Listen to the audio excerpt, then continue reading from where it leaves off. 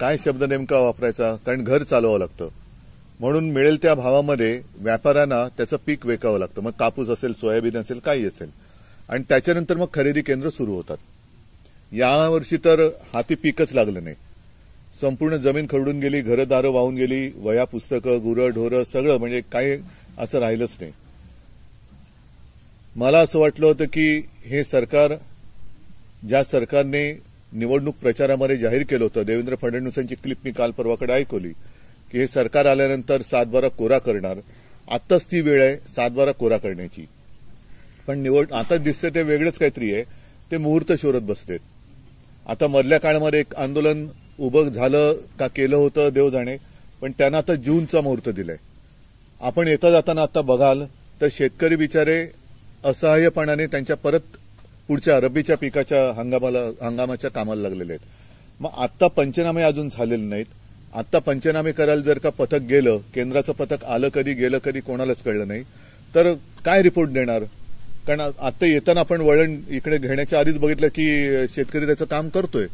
मग आपण जर का पथक म्हणून गेलो तर काय बघणार? नाही, सगळं व्यवस्थित आहे, शेतकरी कामाला लागले, नुकसान भरपाई मिळणार कशी? पीक विमा ही सुद्धा एक मोठी थट्टा आहे, कारण त्यातले महत्वाचे ट्रिगरच काढून टाकले.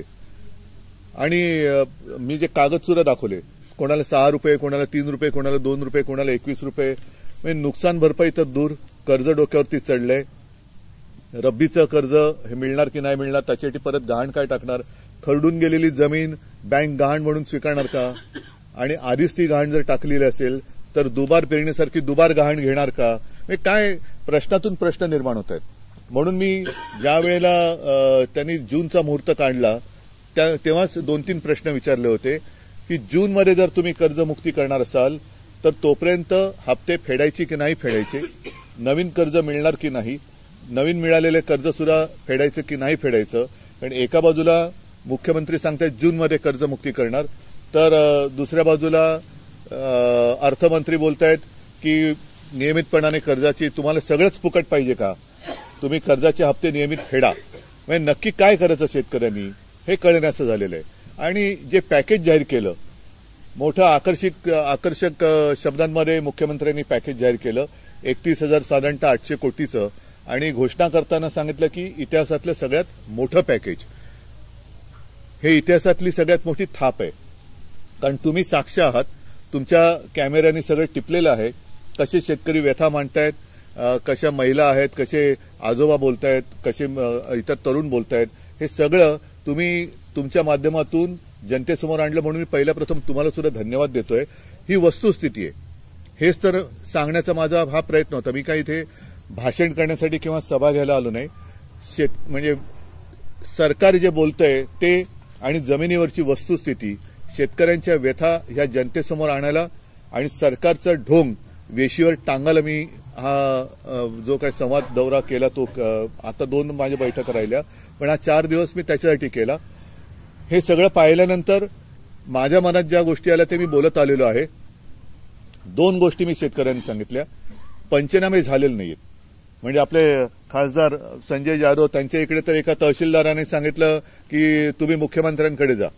कदाचित त्याची सुद्धा मजबुरी असेल, कारण वरनच काही आलेलं नाही, त्या आडात नाही तर पोहरात कुठून येणार. त्याच्यामुळे वरनच पैसे आले नसतील तर तहसीलदार तरी काय करणार. पण तहसीलदार जर का मगरुरीने वागत असेल तर मला वाटतं त्याला उचलून मुख्यमंत्र्यांच्याकडे न्यायला लागेल. मुख्यमंत्र्यांनी सुद्धा याच्यात लक्ष घातलं पाहिजे की तुम्ही जो काय आव आणलाय, जे काय सोंग आणलंय, हे किती बोगस आहे, हे सरकार कसं दगाबाज आहे, ह्या सरकारचं पॅकेज हे कसं नुसतं बकवास आहे, हे या दौऱ्यातनं जनतेसमोर मी आणण्याचा प्रयत्न केलेला आहे. आणि त्याच्यासाठी मी 2 कार्यक्रम सांगितले की आता जनता म्हणजे शेतकरी ह्या दगाबाज सरकारचा पंचनामा करेल. म्हणजे काय करेल की हे शेतकऱ्याची जी मागणी आहे की कर्जमुक्ती तिथं झाली पाहिजे, 50,000 रुपये प्रति हेक्टरी त्याला मिळाले पाहिजे, ती शेतकऱ्याची मागणी ती त्याला मिळाली पाहिजेत. पण त्या पलीकडे किंवा ते जरा बाजूला ठेवलं तरी देखील सरकारने जी काही घोषणा केलेली आहे त्याचं वास्तव म्हणजे हे जे काही तहसीलदार आहेत, ज्यांनी पंचनामे किंवा कोणी असतील ते पंचनामा करण्याची ज्यांच्यावरती जबाबदारी असेल गाव खेडोपाडी, त्यांनी पंचनामे केलेत की नाही, पंचनामे केले असतील तर पंचनामे करून रिपोर्टवर पाठवले की नाही, रिपोर्ट पाठवला असेल तर त्यांच्या सर्कलमध्ये किती शेतकऱ्यांना किती नुकसान भरपाई मिळण्याची आवश्यकता आहे आणि ती मिळालेली आहे की नाही हा पंचनामा आता शिवसैनिकांच्या सोबतीने जनता करेल। आणि दुसरी गोष्ट अशी की निवडणूक आल्यानंतर फसवी आश्वासनं दिली जातात, थापा मारल्या जातात। मग ते लाडक्या बहिणीचं असेल किंवा मी कर्जमुक्ती म्हणतो, ते कर्जमाफी म्हणतात, कर्जमाफीचं असेल। पण निवडणूक झाल्यानंतर आता तुम्ही बघितलं की नुकसान भरपाईसाठी ज्याच्या नावावरती जमीन आहे त्यांना अगदी महिला असतील तरी मैलोनमैल प्रवास करून अंगठे द्यायला केवायसी करायला तिकडे यावं लागतं, अनेकदा सर्व्हर डाऊन म्हणून परत जावं लागतं। तर हे सगळ्या गोष्टी बघितल्यानंतर जसं नरेंद्र मोदीजी आपले पंतप्रधान यांनी नोटबंदी केली होती तसं मी शेतकऱ्यांना आवाहन म्हणजे विनंती केलेली की तुम्ही तुमच्यातले जातपात धर्म सगळ्या बाजूला ठेवून शेतकरी म्हणून एक व्हा आणि जोपर्यंत तुम्हाला मदत मिळत नाही, जोपर्यंत तुमची कर्जमुक्ती होत नाही, विम्याचे पैसे मिळत नाही, हेक्टरी 50,000 रुपये मिळत नाही, वाहून गेलेले शेतीसाठी माती मिळत नाही, बी बियाणं मिळत नाही, तोपर्यंत तुम्ही महायुतीला म्हणजे भाजप प्रणित आणि त्यांच्या कुबड्या भाजप आणि त्यांच्या कुबड्यांना वोटबंदी म्हणजे मतबंदी करा, तर आणि तरच हे सरकार वटणीवर येईल। राधाकृष्ण विखे पाटील म्हणतात की हे सोसायटी काढतात, कर्ज घेतात, कर्जबाजारी व्हायचं आणि पुन्हा कर्जमाफीची मागणी करायचं, हे अनेक वर्षांपासून सुरू आहे। त्याची राधाकृष्णांच्या साखर कारखान्याला आतापर्यंत किती वेळा थकबाकी, थकहमी, कर्जमाफी, कर्जमुक्ती वगैरे काय काय केले त्यांनी तो हिशोब मांडावा पहिला। उपसा जलसिंचन मध्ये त्यांचे सुद्धा घोटाळे हे जगजाहीर आहेत, त्याच्यामुळे त्यांना तर बोलण्याचा काय अधिकारच नाही। उद्धव साहेब, तुम्ही प्रत्येक वेळेला ज्या ज्या गावात गेला तिथल्या लोकांना असं म्हणत होतात की हा लढा तुमच्यासाठी आता आणखी तीव्र होणार आहे, तुमच्यासाठी मी लढणार आहे आणि त्यावेळेला तुमची मला साथ हवी, तर ही साथ मतांच्या माध्यमातून की नाही? आता तर निवडणूक नाहीच आहे। तुमच्या लक्षात असेल की मी मुख्यमंत्री झाल्यानंतर कोणती निवडणूक नव्हती तरी कर्जमुक्ती केली होती, कोणती निवडणूक नव्हती तरी शिवभोजन योजना सुरू केली होती, आणखीन आपत्तीमध्ये मदत सुद्धा केली होती। कोणत्याही निवडणुका नव्हत्या ना, मी कोणती परदेशी समिती नेमली ना, कसला अभ्यास केला, पण एक माझी भावना किंवा माणुसकी म्हणून मी कर्जमुक्ती केली होती। आता सुद्धा जो लढा उभारायचा आहे तो लढा ह्याची सुद्धा आठवण करून देतो की काही वर्षांपूर्वी ह्या विमा कंपन्या ज्या आहेत, आताची मला परिस्थिती कशी माहिती नाही, पण त्यावेळेला विमा कंपन्यांचे जे दलाल होते ते शेतकऱ्यांकडनं ते हप्ते म्हणजे त्याला हप्ता म्हणतात ते घ्यायचे। आता मध्ये सरकारने 1 रुपयात पीक विमा योजना काढली होती, ती रद्द केली। आता परत परिस्थिती काय मला कल्पना नाही, पण तेव्हा यांचे एजंट हे गावोगावी फिरायचे आणि नुकसान भरपाईच्या वेळेला गायब व्हायचे आणि शेतकरी ऑफिसमध्ये जाऊ शकत नाही, कारण कोणत्या कंपनीचं कोणत्या शहरात ऑफिस आहे हे शेतकऱ्याला माहित नव्हतं। म्हणून आम्ही ती माहिती घेऊन त्या ऑफिसवरती शहरात मुंबई आणि पुण्यात मोर्चे काढले होते आणि त्याचा परिणाम असा झाला की काही हजार शेतकऱ्यांना त्यावेळेला योग्य ती नुकसान भरपाई मिळाली होती। तर हेही आंदोलन सुरू होईल, आम्हाला जे करण्यासारखं आहे ते आम्ही सगळं करू। एका महिन्यानंतर पुन्हा मी मराठवाड्याचा दौरा करणार आहे आणि त्यावेळी तुम्ही आंदोलन करणार आहात की काय नेमकं? नाही, आता म्हणून मी शिवसैनिक आणि शेतकऱ्यांना एक विनंती केली की तुम्ही पहिला दगाबाज सरकारचा पंचनामा करा, म्हणजे हे जे काही कार्यालय आहेत ज्यांच्या हातामध्ये पंचनामे किंवा मदत वितरण करण्याचे अधिकार आहेत त्यांच्या ऑफिसमध्ये जाऊन बसा आणि त्यांना विचारा तुम्ही पंचनामे किती लोकांचे केले, अजून केले का नाहीत, केलेत, आता केले तर काय म्हणून करणार, कसे करणार? कारण आता मी म्हटलं तसं शेतकरी पुन्हा कामाला लागलाय, तर पंचनामा कसा करणार तुम्ही, नुकसान भरपाई कशी मिळवून देणार? तर त्याचे पंचनामे म्हणजे त्याची यादी ही रोज आता त्या अधिकाऱ्यांनी त्याच्या ऑफिसच्या कार्यालयाच्या दारावरती म्हणजे बोर्डावरती लावली पाहिजे की माझ्या अखत्यारीत एवढे शेतकरी येतात, त्यांचे एवढ्याचे मी पंचनामे केलेले आहेत, एवढ्यांना एवढं नुकसान भरपाई मिळणं हे क्रमप्राप्त आहे, एवढ्या जणांचा मी रिपोर्ट पाठवलेला आहे, एवढ्याने एवढी मदत केलेली आहे, हे आता पंचनामे हे जनता करेल। उद्धवजी, तुमचा हा सगळा दौरा सुरू झाला, तुम्ही शेतकऱ्यांच्या अडीअडचणी प्रथा मांडताय, तुमचा दौरा सुरू असतानाच काही जिल्ह्यामध्ये मदत निधीचं वाटप सुरू झालं, याकडे कसं वाटतं? चांगली गोष्ट आहे, पण ते जसं ठिबक सिंचन असतं तशी ठिबक मदत नकोय, कारण वाहून जाताना एकदम वाहून गेलेलं आहे, त्याच्यामुळे मदत सुद्धा एक रकमी मिळाली पाहिजे। आणि ती मदत जसं मी ते आकडेवारी तुम्हाला सांगितले ना, पेपरमध्येच आलेली आहे, प्रति गुंठा किती रुपये, म्हणजे आज शेतमजूर जर असेल तर त्याला दिवसाला 500 रुपये प्रतिदिन मिळतात, तर हे 150 रुपये, 127 रुपये, 250 रुपये पर गुंठा अशी मदत म्हणजे अगदी थट्टा आहे। मुख्यमंत्री असं म्हणतात की काही ठिकाणी मदत पोहोचली नाही हे त्यांनी मान्य केलं, पण ते असं म्हणतात की टप्प्याटप्प्यानं मदत पोहोचतीये आणि उद्धव ठाकरेंच्या या सगळ्या संवाद दौऱ्याला फारसा प्रतिसाद नाहीये. ठीक आहे ना, तुम्ही बघितलेलं आहे प्रतिसाद आहे की नाही. त्यांना मुख्यमंत्र्यांना बिहारमध्ये कसं कळणार महाराष्ट्रात काय चाललंय? जे घर सोडून इतर राज्यात फिरतायत त्यांना घरातलं दुःख काय कळणार आहे? शेतकऱ्यांचं दुःख काय कळणार? शेतकरी आज टाहो फोडतोय, त्या शेतकऱ्यांकडे बघायला यांना लक्ष द्यायला वेळ नाहीये आणि इतर राज्यात फिरतायत. पहिलं महाराष्ट्र माझं घर आहे ही भावना त्यांच्या मनात नसेल तर त्यांनी याची सुद्धा थट्टा करणं याच्यासारखं मी काय म्हणेन दुर्दैवी प्रकार नाहीये. म्हणजे ही महाराष्ट्रातल्या स्वतःच्या घरातल्या शेतकऱ्यांची थट्टा आहे. तुम्ही जिथे जिथे जातात त्याच्या आदल्या दिवशी काही जणांकडे म्हणजे शेतकऱ्यांना पैसे मिळतात, आनंदाची गोष्ट आहे. मी आदळआपट करायला नाही आलो. माझा दौऱ्याचा उद्देशच हा आहे की मदत मिळालीच पाहिजे, मदत मिळालीच पाहिजे. जी कर्जमुक्ती म्हणतोय 50,000 रुपये हेक्टरी म्हणतोय ही तर मिळाली पाहिजे. पण तोपर्यंत आता तुम्ही होतात ना, तो एका गावाचा शेतकरी त्याच्या 40 जनावर दुभत्या म्हशी वाहून गेल्या, ते फोटो पण आहेत, पण त्याला अजून एक पैसा मिळालेला नाही. आता टप्प्याटप्प्याने म्हणजे 40 म्हशींचे टप्पे किती करणार तुम्ही? उद्धवजी, तुमचा हा सगळा दौरा सुरू असताना तर अजित पवारांच्या मुलाचा एक जमीन घोटाळा उघडकीस झाला. आता विजय वडेट्टीवार यांनी एक आरोप केलेला आहे की प्रताप सरनाईक यांनी वीरा भाईंदरमध्ये 3-4 कोटीमध्ये एक भूखंड घेतले ज्याची बाजार मूल्य 200 कोटी. बरं, अजित पवारांच्या मुलाच्या आधी कोणाचा घोटाळा आलेला? बरोबर आहे. आता त्याच्या आधी गेल्या विधिमंडळाच्या अधिवेशनामध्ये अंबादास दानवेजींनी आणि अनिल परबांनी कोणाचे घोटाळे काढलेले? म्हणजेच काय, ही लूट आहे, देशाची लूट आहे, जनतेची लूट आहे. आणि परवा तुम्ही विचारत होता की याच्याबद्दल प्रतिक्रिया द्या. मी तुम्हाला काय म्हटलं होतं, काही होणार नाही. कारण मुख्यमंत्र्यांची हिंमत नाहीये. अमित शहा ज्याला कुबड्या म्हणाले त्या कुबड्या 2 कुबड्या घेऊन चाललेलं सरकार आहे. ह्या कुबड्या फेकण्याची आज त्यांच्यामध्ये हिंमत नाहीये. मात्र एक गोष्ट नक्की की ज्या पद्धतीने हे जमिनी लुटतायत, पैसे लुटतायत, भ्रष्टाचार करतायत, ही आपल्या देशाची लूट आहे, भारत मातेची लूट आहे.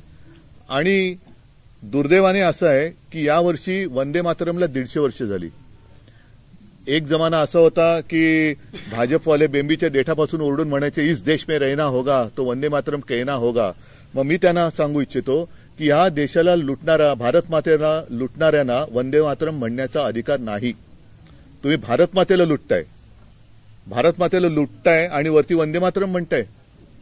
कशी म्हणजे मातेची लूट करताय तुम्ही, जमिनी लाटतायत, जमिनी ढापतायत, भ्रष्टाचार करतायत, ओरबडून टाकताय भारत मातेला तुम्ही आणि वरती वंदे मातरम म्हणतायत. त्याच्यामुळे भाजपवाल्यांना आणि त्यांच्या या कुबड्यांना वंदे मातरम म्हणण्याचा अधिकार नाही. अजित पवार म्हणतात की या व्यवहाराशी कुठलाही माझा पुराणवेळी संबंध नाही असं सांगतात आणि दुसऱ्या दिवशी येऊन सांगतात की हा जमिनीचा व्यवहार हा रद्द केलेला आहे. मी म्हणून तुम्हाला म्हटलं ना की यातनं निष्पन्न काही होणार नाही. मोहळांचा भ्रष्टाचार असाच दाबला गेला. त्यावेळेला तर अगदी व्हिडिओ आले होते ना, पैशाच्या बॅगा घेऊन बसलेत, डान्स बारचे पुरावे दिले. अंबादासजी तुम्ही सुद्धा रोज काय ना काहीतरी अजूनही भ्रष्टाचार काढतातच आहात. त्याच्यामुळे जे भ्रष्टाचार करणाऱ्यांना पक्षात घेऊन त्यांना राजमान्यता देत आहेत अशा लोकांना वंदे मातरम बोलण्याचा अधिकार नाही. आता तुम्ही उद्धवजी प्रश्न असा होता की सगळ्या मंत्र्यांचे, सत्ताधाऱ्यांचे घोटाळे इतके उघड होतात. आता विरोधी पक्ष म्हणून तुम्ही टीका टिप्पणी करताय, पण पुढे काय काय भूमिका असणार आहे? पुढे काय म्हणजे शेवटी लढत राहावं लागेल ना. जर का तुम्ही जसं भाजप करते की भ्रष्टाचारांना अभय देते, म्हणजे भ्रष्टाचारी जनता पार्टी असं त्याचं रूप झालंय, असे सगळेच जर का त्यांच्या भ्रष्टाचारासमोर मान तुकवायला लागले तर कसं चालणार? आज शेतकऱ्यांना मला काय गरज पडले फिरायची? पण शेतकऱ्याचा आवाज कोणीतरी उठवला पाहिजे. शेतकरी मगाशी तुम्ही आता येताना बघितलं ना, ती एक ताई, तिच्या डोळ्यात पाणी होतं की मुलांच्या शिक्षणाचं आम्ही कशी फी भरू. मग मुलींना शिक्षण माफ अशी जाहीर केले, पण ते म्हणते माझ्या मुलीला फी भरायला लागते. मग हे जे वास्तव आहे ना, हे वास्तव जनतेसमोर आणण्यासाठी म्हणून मी हा दौरा केलेला आहे. शेतकऱ्यांशी संवाद साधत असताना स्थानिक स्वराज्य संस्थांच्या निवडणुका पण आहेत, परंतु पदाधिकाऱ्यांच्या देखील बैठका घेत आहेत. हो, कोकणामध्ये देखील अशी परिस्थिती आहे. कोकणामध्ये मी घेणार ना. आता जेव्हा पदाधिकाऱ्यांची तिथल्या बैठक घेईल तेव्हा तिथली माहिती घेईल. सिंधुदुर्गमध्ये राणे फॅमिलीच्या विरोधामध्ये शिंदे आणि तुमचा शिवसेना हे दोन्ही एकत्र येऊन मी आता गेलो की उद्या त्यांच्याशी बोलेन. काय त्याच्यातलं नेमकं काय आहे ते मला मी जाणून घेईन. पण येऊ शकता, एकत्र येऊ शकत. अरे हो, पण मला बोलू तर द्या ना. समजा नसेल काय आणि मी उगाच काहीतरी बोलायचं, त्याला काय अर्थ आहे? बघा, जे काय होणार आहे ते जगजाहीर होणार आहे. त्याच्यामुळे मला त्यांना भेटून नक्की काय आहे असं मी ऐकतो, तसं अशा बऱ्याच गोष्टी कानावर येत असतात. उद्धवजी, या सगळ्या दौऱ्यादरम्यान शक्तीपीठ जो मार्ग आहे त्याला देखील लोकांचा विरोध हो. पाहायला मिळतोय. काय लोकांना शक्तीपीठ विषय मी परत वेगळा घेणार आहे. आता ह्या दौऱ्याच्या मध्ये ती सुद्धा ठिकाणं आली आणि त्याच्यामध्ये तिथल्या शेतकऱ्यांनी माझ्याकडे तक्रारी केल्या आणि मी त्यांना पूर्ण पाठिंबा दिलेला आहे. त्याच्यामुळे शक्तीपीठ हा विषय यानंतर आम्ही तो सुद्धा घेणार आहोत. तेलंगणामध्ये एक क्विंटल न्यूयॉर्कमध्ये कणखर नेतृत्व जे जवाहर मुंदानी हे निवडून आले होते त्यांना तिकडच्या जाण होती शहराची. कसं आदित्य ठाकरे आपण पाहिलं तर मुंबईमध्ये खूप ऍक्टिव्ह आहे. मला ही बातमी आता कळली आणि नाही मी तुम्हाला महत्वाचा प्रश्न आहे, कारण मुंबईचं महापौर आदित्य मुंबईचा महापौर होणार ह्या अफवेचा उगम कुठून झाला ही मी थोडीशी माहिती घेतली पत्रकारांकडनं. तर मला असं कळलं की संघामध्ये चर्चा सुरू आहे की 10 वर्ष झाली मोदी देशाचे पंतप्रधान झाले, 5 वर्ष झाले गृहमंत्री अमित शहा आहेत, पण अजूनही त्यांच्या शहराचं नाव अहमदाबाद आहे ते बदलू शकले नाहीत. म्हणून संघात चर्चा आहे की मोदी किंवा अमित शहानं परत अहमदाबादचं महापौर करून त्यांच्याकडनं प्रस्ताव घ्यायचा अहमदाबादचं नामांतर करण्याचा, असा प्रस्ताव संघात चालू आहे. पण ही संघाची अंदर की बात आहे. कदाचित मोदी किंवा शहानं ते अहमदाबादचं महापौर करून त्यांच्याकडनं नामांतर, कारण काय बघा अहमदनगरचं अहिल्यानगर केलं, तसं अजूनही विरोधी पक्षात असताना अहमदाबादचं ते कर्णावती करू बोलले होते. आता 10 वर्ष होऊन गेली, 11 वर्ष झाली मोदी पंतप्रधान आहेत. अहमदाबाद ही गुजरातची राजधानी म्हणजे त्यांचं दोघांचं होमटाऊन, त्या होमटाऊनचं अजून नामांतर होत नाहीये. त्याच्यामुळे अमित शहा किंवा मोदी यांना बहुतेक येत्या काही दिवसात ते महापौर करतील अहमदाबादचा. पालिकेत नामांतराचा प्रस्ताव मंजूर करून ते विधानसभेत आणतील आणि आत्ताचे जे कोणी मुख्यमंत्री असतील तो मंजूर करतील, अशी मला अंदर की बात ही कळलेली आहे. तेलंगणाचे मुख्यमंत्री रेवंत रेड्डी असं म्हणते काँग्रेस म्हणजे मुस्लिम आणि मुस्लिम म्हणजे काँग्रेस. यावरती तुमची काय प्रतिक्रिया आहे? ते पोटनिवडणुकीमध्ये असताना प्रचारामध्ये ते अशा प्रकारे बोललेले आहे. तो त्यांच्यापुरता तो प्रश्न असेल. मला नाही वाटत आता जसं मुंबईमध्ये सुद्धा इतर काँग्रेसची लोक काहीतरी बोलत असतात, मग ते काँग्रेसची लोक सांगतात ते त्यांचं वैयक्तिक मत आहे. त्याच्यामुळे आता त्याच्यावर रवंत करण्यात काही अर्थ नाही. ज्या जिल्ह्यामध्ये गेला त्या ठिकाणी पदाधिकाऱ्यांच्या बैठका देखील संध्याकाळी झालेल्या होत्या. या बैठकांमध्ये या कार्यकर्त्यांचा काय कल होता? कुणासोबत युती करायला हवी किंवा कुठल्या पक्षासोबत जायला हवं? स्थानिक स्वराज्य संस्था निवडणुकांमध्ये नाही, काही ठिकाणी म्हणजे भांडायचं कोणाच्याच मनात नाहीये. कारण आता बघितलं तर हा जो सगळ्यांचा कारभार चालू आहे बेगुमानपणाने, म्हणजे कोणालाच जुमानत नाहीयेत. उघड उघड दिवसाढवळ्या जमिनी ढापतायत, पैसे लाटतायत, काय वाटेल ते चाललेले आहेत. कॉन्ट्रॅक्टर म्हणजे मुंबईची तिजोरी तर फस्तच केलेली आहे. आता शक्तीपीठ महामार्ग सुद्धा शेतकऱ्यांचा विरोध असून गरज नसताना हा ज्याचं सुरुवातच नारळच फुटणार 86,000 कोटींनी आणि त्याच्यानंतर मग तो वाढत जातं. म्हणजे 86,000 कोटींनी सुरुवात झाल्यावर तो 1.5 लाख 2 लाख कोटीपर्यंत जाणार. म्हणजे यांचं उखळ पांढरं होणार आणि शेतकऱ्यांच्या सुपीक जमिनी मारल्या जाणार. शेतकऱ्याच्या हातामध्ये तिथे भिकेचा कटोरा येणार. त्या टोल नाके यांच्याचकडे जाणार. आजूबाजूच्या जमिनी आता यांनी घेऊन मोकळे पण झाले असतील. तिकडे यांची सगळे व्यवसाय येणार, पेट्रोल पंप येतील, मॉल येतील, काय काय काय काय होईल. म्हणजे ह्यांची आबादी ही लुटमार करून होणार. त्याच्यामुळे मला असं वाटतं सगळ्याच पक्षांनी आता शहाणं होऊन याच्या विरोधात एकत्रितपणे लढून यांना हरवलं पाहिजे. सगळीकडे दौऱ्यात फिरता नाही त्या ठिकाणी शेतकरी म्हणतात की तुमच्या वेळेला 2 लाख रुपयाची आम्हाला मदत मिळाली होती किंवा आमचं कर्ज माफ झालेलं होतं. यावर फडणवीसांना विचारलं तर त्यांनी म्हटलंय उद्धवजी ऍक्सिडेंटल मुख्यमंत्री असतील ना, पण तुम्ही जो काय आता ऍक्सिडेंट केलाय त्याच्याबद्दल बोला ना. तसं पाहिलं तर देवेंद्र पण ऍक्सिडेंटलच आहेत ना, नाहीतर ते दाढीवाल्याला करणार होते आधी. ठीक आहे, मला बघू आता मोदी किंवा अमित शहा